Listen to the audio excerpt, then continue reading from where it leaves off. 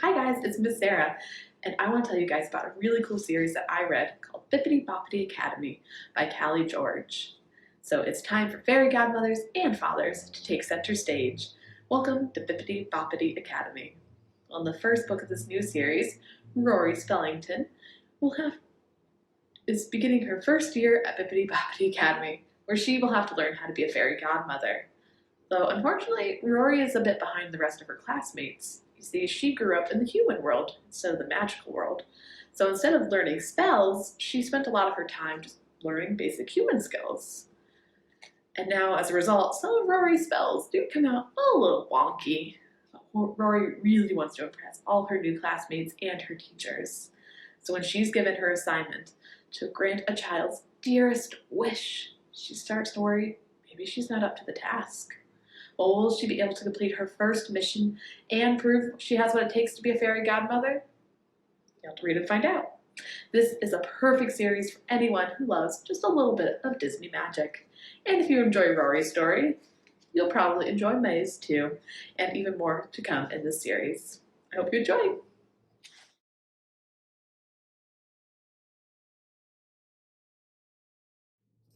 I'm going to talk to you today about wildlife crossings. Animals have lived in this world for years. They have gone to and from places, finding food and shelter. And then humans came in, and we built up cities and highways and roads and towns. And these animals don't know where to go and how to get to where they need to be. So, in this book, in California, Hollywood, California, there were experts who trapped this cougar for just a little while, and they put a tracker on him and set him free. And they followed his paths, where he went, what he did. They found him drinking out of people's backyard pools. And as cool as that may sound, you really don't want a wild cougar in your backyard. So they watched carefully over years and found out exactly where this cougar needed to be and how hard it was for him to get there. And the experts put it out, made him famous with humans and a hero with other animals because they were able to find out just where they needed to put a wildlife crossing. And a wildlife crossing could be a bridge over a highway that has grass, or a tunnel under a highway, or a path through a city that only the animals could go on, not humans. You'll have to read to see how they saved this cougar in Hollywood and made it easier for other wildlife in Hollywood, California as well. I also have this book right here, and it's called Make Way for Animals, A World Wildlife Crossings. And in this book, it tells you about all different animals, like badgers in the Netherlands, and penguins in New Zealand, and African elephants in Kenya, salamanders in Massachusetts, and even crabs. The crabs needed to go from the forest to the ocean. But of course, there's a highway in the way now. What are the crabs going to do? They have to cross the highway, but with those cars zooming by, it's awfully dangerous. And there are so many other animals in so many countries that have been blocked. Again, like the first book I told you about, which was just Hollywood, California. In this book, it's all different places around the world. And the solutions we came up were the animal crossings. Read, or I should say wildlife crossings, and read to see how the animals are now able to move around and bypass the busy cities and the fast-moving highway cars, and how they get from here to there safely. And our third book about animal crossings is actually one of our nutmeg books this year. And Mrs. Mendelson already talked to us about this one, but again, it's about a bunch of animals and how we try to make a safe path for them so they can survive, find food, find shelter, and not have to do it dangerously. If you want to learn more about this book, find our Nutmeg Booktalks, and Mrs. Mendelsohn will tell you all about it. I hope you enjoy these books, and if you come into the library and want to know where they are, ask about our wildlife crossing section, or if you can remember, the Dewey Decimal number is 639.92. But it's okay if you don't remember that, because we will be able to get you there. And you'll be able to check out one of these 3 books if you're interested in how animals are being helped by having wildlife crossings built for them.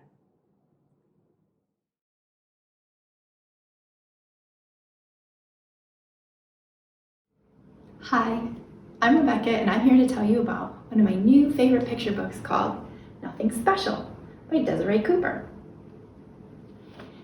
In this book, Jax has just had a long ride from Detroit to Virginia to visit his grandparents, Nana and Papa. But he's excited to see what kind of activities he will do with them. Maybe they will go to the zoo, or to the mall, or maybe they'll even get to see a movie. Turns out that Nana and Papa have nothing special planned. Would it be as good as the fun Jax is used to in Detroit?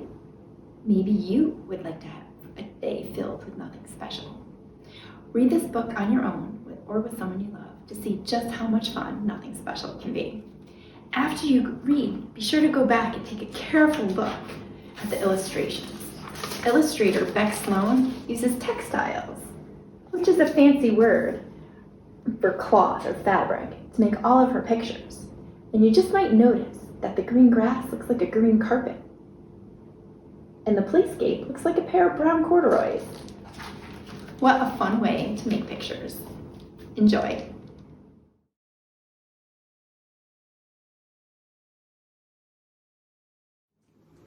Hi, I'm Miss Bailey, and I want to share with you Pizza, a Slice of History, which is written by, if you can believe it, Greg Pizzoli. What a perfect name for writing about pizza. Okay, so personally, I love pizza, and I'm sure most of you guys do too. But do you know anything about pizza other than the fact that it's delicious? This book will give you a glimpse at the history of pizza and how it has changed over the years. There's even a quick mini pizza recipe at the very end of the book for you to try at home. And there's a bunch of fun facts in here as well, such as, did you know in the United States we eat about 350 slices of pizza per second? And in Sweden, they put curry powder, peanuts, and bananas on their pizza. And in Costa Rica, they like to top their pizza with shredded coconut. So pick up Pizza, a Slice of History if you want to learn all about this favorite dish.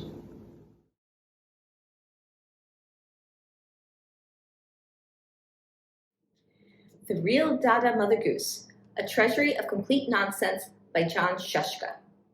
John Scieska, the author of The True Story of the Three Little Pigs and the Time Warp Trio series, has rewritten favorite nursery rhymes. He was inspired by the art movement Dadaism, a rejection of reason and rational thinking and the embracing of nonsense. Think you know the rhyme Humpty Dumpty? Say it with me. Humpty Dumpty sat on a wall. Humpty Dumpty had a great fall. All the king's horses and all the king's men couldn't put Humpty together again. All right, now let's see some different versions of it. We have the censored version. Humpty Dumpty sat on a blank. Humpty Dumpty had a great blank. All right. And then we have removing the word, putting in a definition. Humpty Dumpty sat on a continuous vertical brick or stone structure. Humpty Dumpty had a great sudden uncontrollable descent. There's others here, and we have it in Morse code. Computer translation telephone. That's just a couple examples of the Humpty Dumpty one. And then we also have Twinkle Twinkle Little Star. Twinkle Twinkle Little Star, how I wonder what you are. Up above the world so high, like a diamond in the sky. Twinkle Twinkle Little Star, how I wonder what you are. See some weird versions of that. Twinkle, twinkle, little star, now we know just what you are. A luminous ball of gas, mostly hydrogen and helium, held together by your own gravity, producing light and heat from nuclear fusion reactions in your core. Twinkle, twinkle, little star, now we know just what you are. And there are lots of other nursery rhymes in here as well. So it's a new book, great way to check this out if you like really silly things.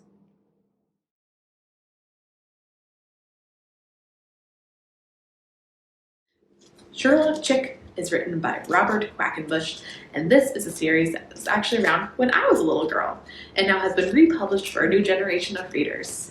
So Sherlock Chick's first case began on the day he was born, and at once Emma Hen and Harvey Rooster knew he was special. With that, his proud parents named him Sherlock, and his first words were, "Are you in need of a detective?" Well, I don't have the first book to show you here today, but I am going to tell you a little bit about it. Hatched from his egg with a detective hat and magnifying glass, Sherlock Chick immediately set out on his first adventure to find who had stolen the corn from the chicken feed bins. And with the power of Sherlock's super sleuthing, he just might be able to solve the case. And like I said, I don't have the first book in my hand to show you, but I do have the second book and the third. So in the second book, Sherlock Chick and the Giant Egg Mystery, a mysterious box appears with a giant egg inside of it at the farm. But nobody knows who's inside this egg or what's inside of it. The only clue they have is some words written on the side of the box that say itch, spelled I-C-H. What could an itch be? Well, it's up to Sherlock to solve the giant egg mystery.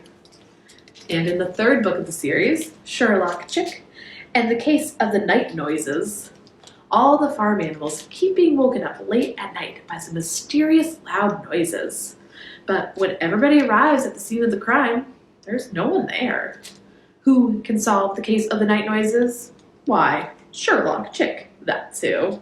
This is a fantastic mystery picture book series, so if you guys like some fun, quick mysteries, I highly recommend this one for you.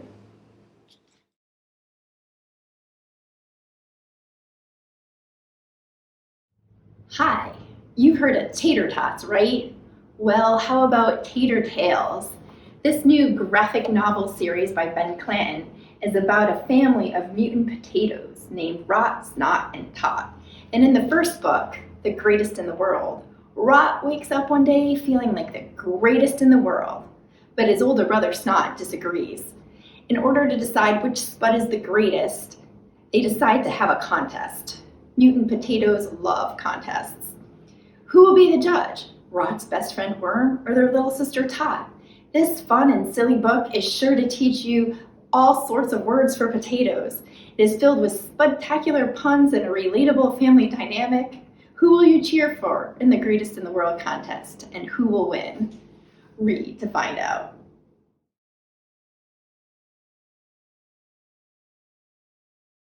Stacy McAnulty writes a lot of great books. The one I'm going to tell you about is this one, Our Planet, There's No Place Like Earth. This book is written by Earth with the help from Stacy McAnulty and illustrated by Earth along with David Litchfield. And Earth is telling us all about, well, Earth. Earth is awesome and the only planet that living things can survive on. Earth explains many things, one of which is the difference between weather and climate, and how the climate is supposed to change very, very, very slowly. Earth is concerned, though, that the climate is currently changing much too fast, and tells us why and how this is happening. Earth is also letting us know what we can do to make Earth a better place.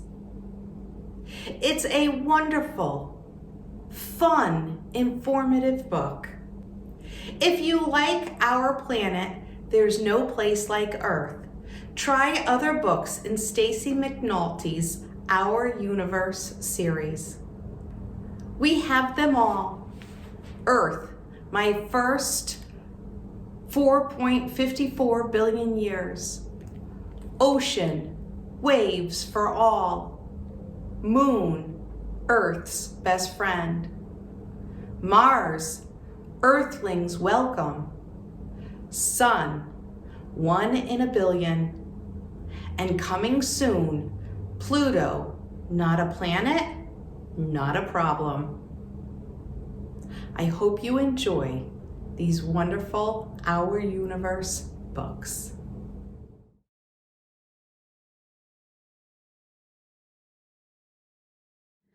Hi, it's Beth here again. I'm going to talk to you about some wordless picture books. And a wordless picture book is just what it sounds. It has the pictures, but no words. Okay, so kind of just the illustrations. And we let the illustrations tell the story. This one here is Forever Home, a dog and a boy love story by Henry Cole. So there's a dog that nobody wants. He wanders around the city, and then there's a boy who wants a dog. And eventually they will meet up. Boy's walking a leash, no dog. And he finds the dog. Okay. That's just one example. I do have a couple of others. Let me share these here. All right. Ugh. So we have Fossil by Bill Thompson. And David Wiesner, Flotsam. That's the stuff you find floating in the river or ocean.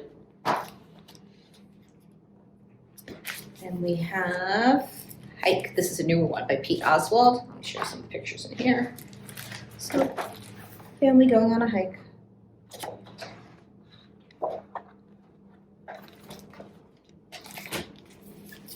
And then this is a new one also, Migrants. This has some very bright, beautiful pictures in here.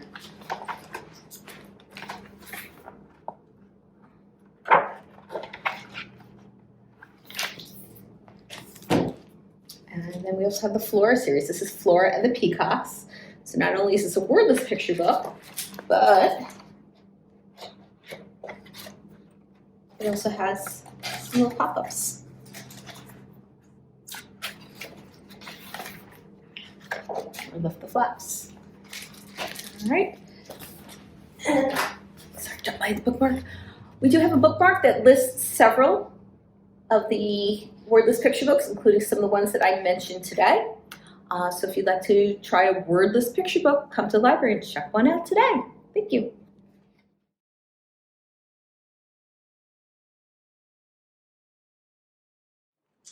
Hi, I'm Miss Bailey, and I want to share the Worst series by Alex Willett. This series is for all my magical creature fans out there. If you like dragons, unicorns, yetis, these are the books for you. However, Gilbert Goblin, our main character here, won't agree with you. He doesn't think these magical creatures are all that special.